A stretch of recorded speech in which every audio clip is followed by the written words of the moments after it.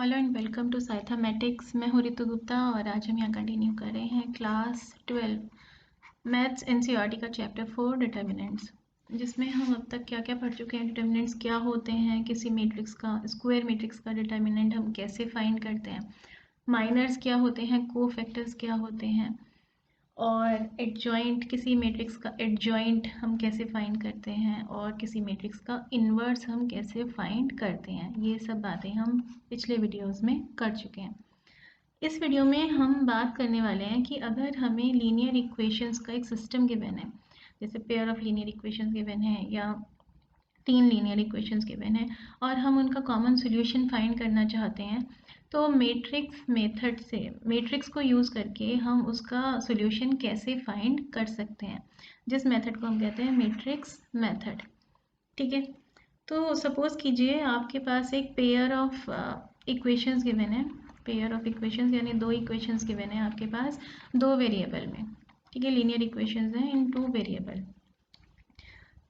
तो उन्हें हम कैसे रिप्रेजेंट कर सकते हैं। ये पहली इक्वेशन है a1x plus b1y is equal to c1, this is the first equation. a2x plus b2y is equal to c2, ये है हमारी सेकेंड इक्वेशन।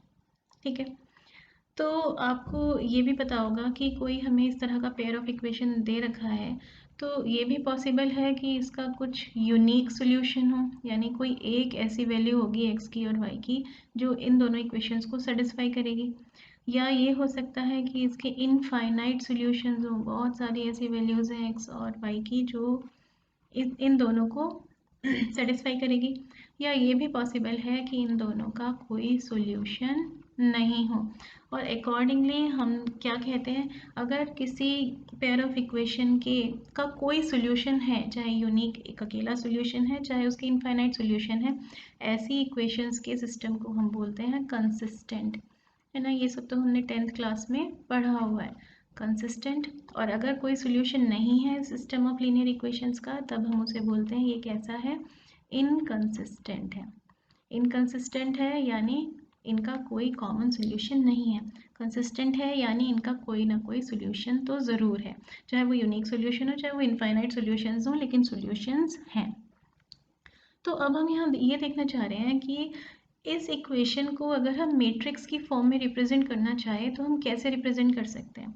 तो अगर मैं यहाँ पर ऐसे लिख दूँ, एक मैट्रिक्स हमने बनाई जिसमें लिखे हुए हैं x के कोफिशिएंट्स और y के कोफिशिएंट्स। तो x के कोफिशिएंट हमने लिख दिए पहले कॉलम में और y के कोफिशिएंट्स हमने लिख दिए दूसरे कॉलम में। ठीक है, और इसकी मल्टीप्लाई हम कर रहे हैं एक कॉलम मैट्रिक्स से जिसके अंदर क्या प्रेजेंट है, जिसकी रोज हैं ये variables x y। This is equal to, और एक और मैट्रिक्स जिसमें क्या है हमारे पास, ये इक्वल टू के बाद जो भी कांस्टेंट नंबर है c1 और c2। क्या ये इस तरह से लिखा हुआ है अगर मैंने मैट्रिक्स की फॉर्म में इस इक्वेशन को, तो ये सही है। चेक कर लेते हैं। हम कह रहे हैं this matrix into this matrix is equal to this matrix, multiply करके देखते हैं। रो बाई कॉलम हम मल्टीप्लाई करते हैं, आपको बताइए एलिमेंट वाइज। तो a1x प्लस b1y, यहाँ क्या आ जाएगा, a1x प्लस b1y। और ऐसे ही सेकेंड रो और ये वाला कॉलम करेंगे तो क्या आएगा, a2x plus b2y। This is equal to c1 और c2। ये जो मैट्रिक्स बन गई यहाँ पर जिसमें क्या क्या प्रेजेंट है, c1 प्रेजेंट है और c2 प्रेजेंट है। ठीक है, इसका मतलब क्या है, ये दोनों मैट्रिक्स इक्वल हैं यानी इनके कॉरस्पॉन्डिंग एलिमेंट्स इक्वल हैं, यानी a1x plus b1y is equal to c1 and a2x plus b2y is equal to c2। यही तो इक्वेशंस हमारे पास थी। तो यानी इन इक्वेशंस को हम इस तरह मैट्रिक्स की फॉर्म में रिप्रेजेंट कर सकते हैं। अब सपोज कीजिए इस मैट्रिक्स को हमने नाम दे दिया है मैट्रिक्स A, इसको हमने नाम दे दिया है मैट्रिक्स X और इसको हमने नाम दे दिया है मैट्रिक्स B। तो हमारे पास क्या इक्वेशन बनकर आई है कि AX is equal to B। ठीक है, अब हम क्या कर रहे हैं, हम यहाँ पर दोनों तरफ A इनवर्स से प्री मल्टीप्लाई कर देते हैं। तो हमने क्या किया, यहाँ भी A इनवर्स से मल्टीप्लाई कर दिया, A इनवर्स AX हो गया, और यहाँ भी A इनवर्स से हमने कर दिया प्री मल्टीप्लाई, तो A इनवर्स B। अब आपको याद होगा जब हमने इन्वर्स ऑफ द मैट्रिक्स की बात की थी तो हमने क्या पढ़ा था, हमने ये पढ़ा था कि A इंटू ए इन्वर्स ये इक्वल होता है A इन्वर्स इंटू A और ये इक्वल होता है आइडेंटिटी मैट्रिक्स के। तो यहाँ हमें क्या मिल गया, A इन्वर्स इंटू A यानी identity matrix into X matrix is equal to A inverse matrix into B। और आइडेंटिटी मैट्रिक्स से हम किसी भी मैट्रिक्स को मल्टीप्लाई करते हैं तो हमें वही मैट्रिक्स मिलती है, यानी X matrix is equal to A inverse matrix into B। तो अगर हम A इन्वर्स फाइंड कर लें और उसकी मल्टीप्लाई कर दें B मैट्रिक्स के साथ में, तो जो हमें मैट्रिक्स मिलेगी वो क्योंकि हमारी X मैट्रिक्स के इक्वल है तो वहाँ से हमें X और Y की वैल्यूज़ मिल जाएंगी। इसको थोड़ा सा और अच्छे से लिखने की कोशिश करते हैं। तो हमें क्या मिला, X matrix is equal to A inverse B। ठीक है, और A इन्वर्स हम फाइंड करना सीख चुके हैं। A इन्वर्स किसके इक्वल होता है, 1 upon determinant of A into adjoint of A, है ना। एडजॉइंट ऑफ A ये मैट्रिक्स हमने निकाली और उसको डिटर्मिनेंट ऑफ A से डिवाइड कर दिया, वही हम यहाँ लिख लेते हैं। तो X matrix is equal to क्या आ जाएगा हमारे पास, adjoint of A matrix into B matrix upon determinant of A। इस तरह से हम अगर ये फाइंड कर लेते हैं तो हमें क्या मिल जाएगी, X और Y की वैल्यूज़ मिल जाएंगी। ठीक है, अब यहाँ पर आप एक चीज़ और देखोगे कि अगर सपोज कीजिए कि हमारे जो मैट्रिक्स है, मैट्रिक्स A जो है वो कैसी है, वो नॉन सिंगुलर है। Non singular matrix, non singular matrix यानी A का डिटर्मिनेंट 0 नहीं है। ठीक है, तो क्या होगा, यहाँ नीचे नंबर कभी भी 0 नहीं होगा, तो ऊपर सम नंबर अपॉन 0, चाहे ऊपर का नंबर 0 हो चाहे कुछ भी हो, some number upon non zero number आएगा। तो हमें क्या मिलेगा, उस केस में हमें मिलेगा एक यूनिक सॉल्यूशन, हमें एक यूनिक सॉल्यूशन मिलेगा। लेकिन अगर सपोज कीजिए कि हमारी जो A मैट्रिक्स है वो सिंगुलर मैट्रिक्स है, सिंगुलर मैट्रिक्स है यानी डिटर्मिनेंट ऑफ A 0 है, ऐसे केस में क्या हो जाएगा, हमारे पास आ जाएगा X is equal to adjoint A into B matrix upon 0। अब डिपेंड करेगा कि ये न्यूमरेटर में जो वैल्यू प्रेजेंट है ये क्या है, उस पर डिपेंड करेगा कि हमारा जो हमारी सिस्टम ऑफ इक्वेशन है उसका यूनिक सॉल्यूशन तो पॉसिबल नहीं है, उसका कोई सॉल्यूशन होगा या उसके इनफाइनाइट सॉल्यूशंस होंगे। तो यहाँ पर आप क्या नोटिस करोगे कि अगर एडजॉइंट ए हम फाइंड करेंगे ये value adjoint A into B, अगर ये 0 आ जाता है तो हम कहेंगे x हमारा क्या आ गया, 0 अपॉन 0। इस केस में हो सकता है कि इनफाइनाइट सॉल्यूशंस हमें मिले, या ये भी हो सकता है कि हमारा जो सिस्टम ऑफ इक्वेशन है वो इनकंसिस्टेंट हो, यानी उसका कोई सॉल्यूशन नहीं हो। इनफाइनाइट सॉल्यूशंस मिलेंगे तो हम उसे कंसिस्टेंट बोलेंगे, लेकिन ये भी हो सकता है कि कोई सॉल्यूशन नहीं हो। या फिर क्या पॉसिबल है, ये पॉसिबल है कि एडजॉइंट ए इंटू बी जब हम करेंगे तो वो 0 नहीं है, तो हमें समथिंग ऐसा मिलेगा, कोई नॉन ज़ीरो नंबर अपॉन 0। उस केस में हमारी जो सिस्टम ऑफ इक्वेशन है वो पक्का इनकंसिस्टेंट होगी, उसका कोई सॉल्यूशन नहीं होगा। ठीक है, तो हमारे पास क्या आया, अब हमारे पास वेरिएबल्स की वैल्यू निकालने का एक बहुत अच्छा तरीका हमें मिल गया मैट्रिक्स मेथड यूज़ करके, कि एक्स और वाई की अगर हमें वैल्यू निकालनी है तो हम क्या करेंगे, adjoint of A into B निकालेंगे और उसको डिटर्मिनेंट ऑफ ए से डिवाइड कर देंगे, यानी ए इन्वर्स बी हम निकालेंगे तो उससे हमें अपने वेरिएबल्स की वैल्यू मिल जाएगी। ठीक है, अब इसी चीज़ को एक्सटेंड करते हैं, अगर हमारे पास 3 वेरिएबल्स में 3 इक्वेशंस हैं तब हम कैसे करेंगे। तो हमारे पास इक्वेशन है suppose a1x plus b1y plus c1z, 3 variables दिखाई दे रहे हैं, this is equal to d1। ऐसे a2x plus b2y plus c2z, this is equal to d2। a3x plus b3y plus c3z, this is equal to d3। तो इसको भी बिल्कुल उसी तरह से जैसे हमने पेयर ऑफ इक्वेशंस को रिप्रेजेंट किया था मैट्रिक्स फॉर्म में, इसको भी हम रिप्रेजेंट कर सकते हैं। इसको हम कैसे लिख सकते हैं, पहले x के सारे कोफिशिएंट्स लिख दिए पहले कॉलम में, फिर y के कोफिशिएंट्स लिख दिए हमने दूसरे कॉलम में, और ऐसे ही z के कोफिशिएंट्स लिख दिए हमने तीसरे कॉलम में। दिस मल्टीप्लाइड बाय एक कॉलम मैट्रिक्स जिसके अंदर प्रेजेंट है x, y और z, this is equal to d1, d2, D3, ये वाली कॉलम मैट्रिक्स। ठीक है, यहाँ भी आप क्या देखेंगे, जब रो बाई कॉलम हम मल्टीप्लाई करेंगे तो हमें क्या मिलेगा, A1x plus B1y plus C1z is equal to D1, A2x plus B2y plus C2z is equal to D2, A3x plus B3y plus C3z is equal to D3। तो यहाँ भी हम सेम वही चीज़ करेंगे, A into x is equal to B, यानी x हमारा किसके इक्वल आएगा, A इनवर्स B के इक्वल आएगा। ठीक है, तो इसी मेथड को अप्लाई करके हम क्वेश्चन सॉल्व करने की अब कोशिश करते हैं। देखते हैं एग्जाम्पल 27 एनसीईआरटी का। तो हमें क्या बोल रहे हैं, solve the system of equations this and this. ये पहली इक्वेशन गिवन है, ये दूसरी इक्वेशन गिवन है। तो हम क्या करते हैं, मैट्रिसेस बना लेते हैं। ए मैट्रिक्स है हमारी जो बनी हुई है एक्स और वाई के कोफिशिएंट से, 2 3 5 2 एक्स के कोफिशिएंट्स, ये वाई के कोफिशिएंट्स। और मैट्रिक्स एक्स हमने बना ली वेरिएबल से, एक्स और वाई। और मैट्रिक्स बी हमने बना ली ये जो कांस्टेंट नंबर्स हैं इनसे, 1 और 7। और हमें पता क्या है, हमें पता है अगर हम इस मैट्रिक्स को फाइंड करना चाह रहे हैं तो हमें करना पड़ेगा, ये इक्वल होगी ए इनवर्स बी के। तो हमें फाइंड करना पड़ेगा ए इनवर्स। और ए इनवर्स हम कैसे फाइंड करते हैं, ए इनवर्स इक्वल होता है 1 upon determinant of A into adjoint of A. ठीक है, सबसे पहले तो ए का एडजॉइंट फाइंड करते हैं। एडजॉइंट ऑफ ए, ये तो ऑर्डर 2 की मैट्रिक्स है तो इसका तो बहुत इजी एडजॉइंट फाइंड करना, हमें पता है कैसे करते हैं। इन दोनों की तो जगह हम इंटरचेंज कर देते हैं और इन दोनों के हम साइन चेंज कर देते हैं, -5 -3, ये आ गया हमारा एडजॉइंट है।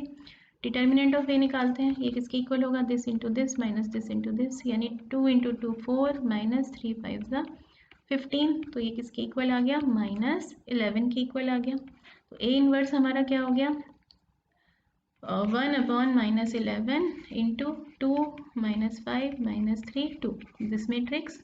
ठीक है, अब हमें क्या करना है, हमें निकालनी है एक्स मैट्रिक्स, वो किसके इक्वल है, वो इक्वल है ए इनवर्स बी के, यानी -1 अपॉन 11 2 -5 -3 2।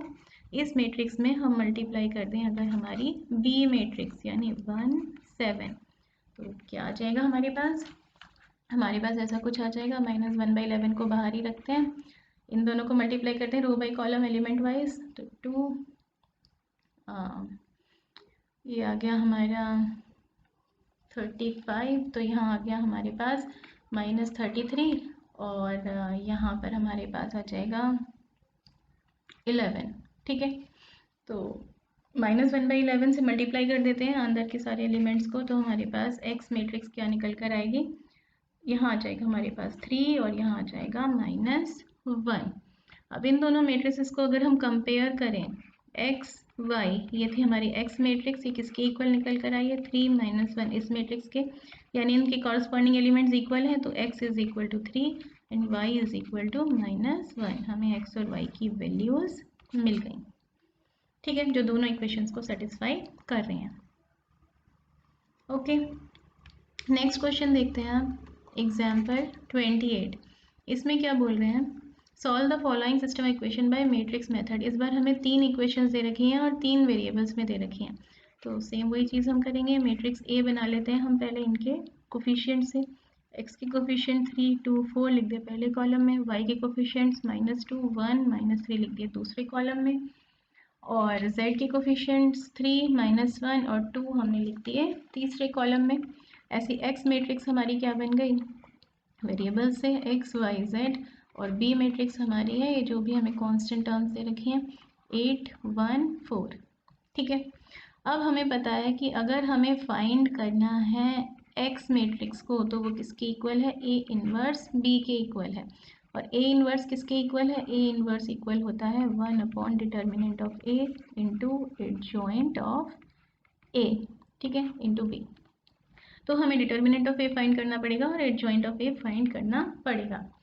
तो एडजॉइंट ऑफ ए फाइंड करने के लिए तो इसमें हमें मेहनत करनी पड़ेगी, तो क्या निकालने पड़ेंगे, हमें इसके हर एक एलिमेंट के को फैक्टर्स हमें फाइंड करने पड़ेंगे और फिर जो मैट्रिक्स बनेगी उसका लेना पड़ेगा ट्रांसपोज।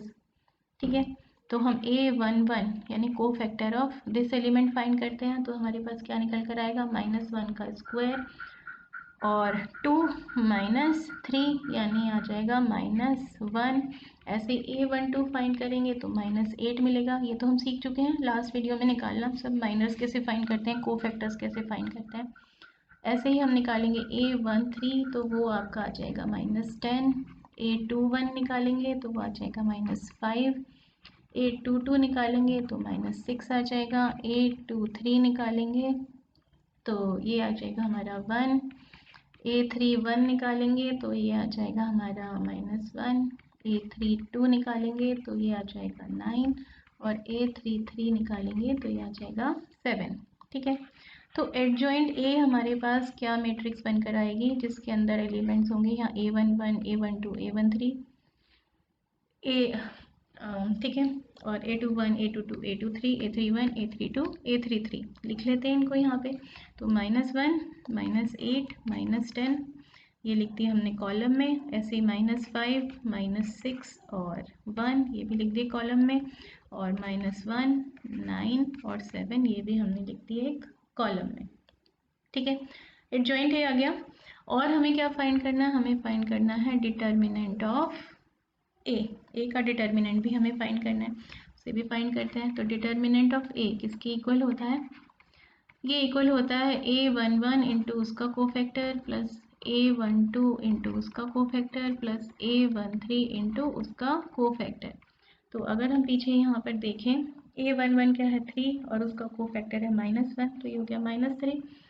इसमें ऐड करेंगे क्या -2 और उसका कोफैक्टर मल्टीप्लाई कर देते हैं, -2 -8 यानी हो गया प्लस का 16 और प्लस हो गया फिर इसमें A13 यानी 3 इंटू माइनस का 10 यानी -30।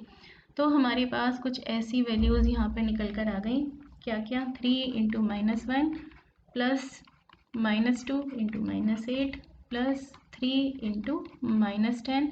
तो ये आ गया हमारा -3 प्लस 16 -30 यानी माइनस का 17। ठीक है, डिटर्मिनेंट भी निकल आया। अब तो हम ए इनवर्स फाइंड कर सकते हैं बड़े आराम से। तो ए इनवर्स किसके इक्वल है, ये इक्वल है 1 upon determinant of A into adjoint of matrix A, यानी 1 अपॉन -17 की मल्टीप्लाई हमें करनी है किसके साथ में, जो भी हमने अभी एडजॉइंट निकाला था, -1 -8 -10 -5 -6 1 -1 9 7। ठीक है, एक्स मैट्रिक्स हमारी किसकी इक्वल होगी, A inverse into B matrix, यानी ये जो हमारी मैट्रिक्स आई है -1/17 मल्टीप्लाइड बाय -1 -8 -10 -5 -6 1 -1 9 7, इसको हम मल्टीप्लाई कर देते हैं हमारी बी मैट्रिक्स से 8 1 4, जिसके अंदर एलिमेंट्स हमें दिखाई दे रहे हैं, है ना, क्या क्या है, 8 1 4। मल्टीप्लाई करेंगे क्या आएगा, -1/17। जब इन्हें मल्टीप्लाई करेंगे तो आपके पास ऐसा कुछ आ जाएगा, यहाँ आ जाएगा -17। रो बाई कॉलम मल्टीप्लाई करेंगे हम एलिमेंट वाइज, तो this row into this column, फिर this row into this column, फिर this row into this column. -17 -34 और -51। -1/17 से इस हर एक एलिमेंट को अगर हम मल्टीप्लाई कर दें इस मैट्रिक्स के, तो हमें क्या मिलेगा, 1 2 3। इसका मतलब क्या है कि हमारी जो मैट्रिक्स X है, XYZ जिसके अंदर एलिमेंट्स थे, ये किसके इक्वल है, एक मैट्रिक्स के इक्वल है जिसकी कॉलम मैट्रिक्स है जिसके अंदर एलिमेंट्स हैं 1 2 3। इसका मतलब X हमारा 1 है, Y हमारा 2 है और Z हमारा 3 है। ठीक है, नेक्स्ट क्वेश्चन देखते हैं। अब यहाँ पर हमें इक्वेशंस फॉर्म करनी पड़ेंगी, हमें कुछ स्टेटमेंट दे रखा है उसके हिसाब से। तो क्या बोल रहे हैं, सम ऑफ 3 नंबर्स है 6। 3 नंबर्स ऐसे हैं जिनका सम 6 है। तो अगर हम ये मान लेते हैं कि फर्स्ट नंबर x है, सेकंड नंबर y है और थर्ड नंबर z है, तो हमें क्या गिवन है, तीनों को ऐड कर देंगे तो हमें मिलेगा 6। ये तो बन गई पहली इक्वेशन। फिर क्या कह रहे हैं, if we multiply third number by 3, अगर थर्ड नंबर को हम 3 से मल्टीप्लाई कर दें यानी 3z, और उसमें सेकेंड नंबर ऐड कर दें तो हमें क्या मिलता है, 11। ये बन गई हमारी सेकेंड इक्वेशन। x तो यहाँ पर कुछ है ही नहीं, तो हम क्या लिख सकते हैं यहाँ पर, 0x। फिर क्या कह रहे हैं, by adding first and third numbers we get double of second number. अगर हम फर्स्ट और थर्ड नंबर को ऐड करते हैं x प्लस जेड तो हमें क्या मिलता है, डबल ऑफ सेकेंड नंबर। यानी इसको थोड़ा सा रीअरेंज कर दें, x minus 2y plus z is equal to 0। ये बन गई हमारी थर्ड इक्वेशन। ठीक है, ये पहली इक्वेशन, ये दूसरी इक्वेशन और ये हो गई हमारी तीसरी इक्वेशन। 3 इक्वेशंस बनते ही अब हम मैट्रिक्स मेथड से इसको बहुत इजीली सॉल्व कर सकते हैं। तो हम क्या कह रहे हैं कि हमारी जो ए मैट्रिक्स है वो जो बनी हुई है कोफिशिएंट्स की, क्या क्या आएगा उसमें, 1 0 1 हमारे पास आ जाएगा 1 0 1। फिर y के कोफिशिएंट्स तो 1 1 माइनस 2 1 1 माइनस 2। z के कोफिशिएंट्स 1 3 1, ये तो हमने लिख लिया, ए मैट्रिक्स हो गई। x मैट्रिक्स जो वेरिएबल्स की बनी हुई है x y z, और बी मैट्रिक्स जो बनी हुई है कांस्टेंट नंबर्स की 6 11 और 0 6 11 और 0। अब हमें क्या फाइंड करना है, हम फाइंड करना चाह रहे हैं, हमें पता है x किसके इक्वल है, a इनवर्स b के इक्वल होगा। तो a इनवर्स फाइंड करने के लिए हमें एडजॉइंट ऑफ a फाइंड करना पड़ेगा और डिटर्मिनेंट ऑफ a फाइंड करना पड़ेगा। तो एडजॉइंट ऑफ a हम पहले फाइंड करते हैं। एडजॉइंट ऑफ a किसके इक्वल होता है, सारे एलिमेंट्स के हम कोफैक्टर्स लिख लें अगर, और जो मैट्रिक्स बनेगी उसका ले लें ट्रांसपोज। तो ऐसी कुछ मैट्रिक्स हमारे पास बनकर आती है, A21 A22 A23 A31 A32 A33। तो एडजॉइंट जब आप इस ए मैट्रिक्स का फाइंड करेंगे आपको क्या मैट्रिक्स बनकर आपके पास आएगी, 7 3 -1 -3 0 3 2 -3 1, ये मैट्रिक्स बनकर आएगी। डिटर्मिनेंट ऑफ ए हम कैसे फाइंड करेंगे, A11 into its cofactor plus A12 और मल्टीप्लाई कर दो उसका कोफैक्टर, और A13 से मल्टीप्लाई कर दो उसका कोफैक्टर। तो हमारे पास कुछ ऐसा सा आ जाएगा, 1 इंटू 7 यानी 7 प्लस 1 इंटू 3 यानी 3 और -1 यानी ये आ जाएगा 9।